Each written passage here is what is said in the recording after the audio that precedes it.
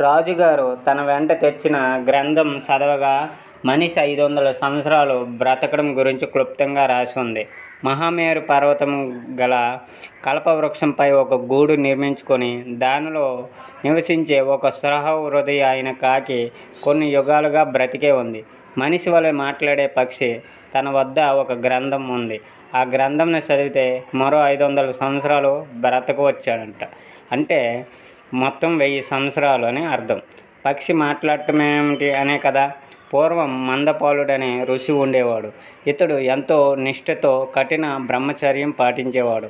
ఒకనాడు యోగదానంతో తన దేహం చాలించాడు, కానీ పుణ్యలోకంకి చేరలేదు. ఆ ఋషి దీనికి కారణమేమని ఆ దేవతలను అడిగారు.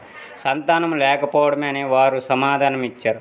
అందుకని ఆ ముని తాను పక్షి రూపం ధరించి జరిత అనే పక్షిని వివాహమాడి 4 పక్షులకు జన్మనిచ్చాడు. కొన్ని పక్షులు తండ్రి శాపం కారణంగా పక్షి జన్మను ఎత్తినా మానవ భాష వచ్చేలాగా, సకల శాస్త్ర విషయాలు తెలిసేలాగా అనుగ్రహించాయి. ఈ పక్షి వద్దకు వెళ్ళాలంటే అసాధ్యమైన పని. ఎంతమంది వీరులు సాహసం చేసి ముందుకు వెళ్ళలేకపోయారు. ఆ గ్రంథం ఎవరి చేతికి దొరకలేదు. కొంతమంది ధైర్య సాహసాలను ప్రదర్శిస్తున్నారు, అయినా దొరకలేదు.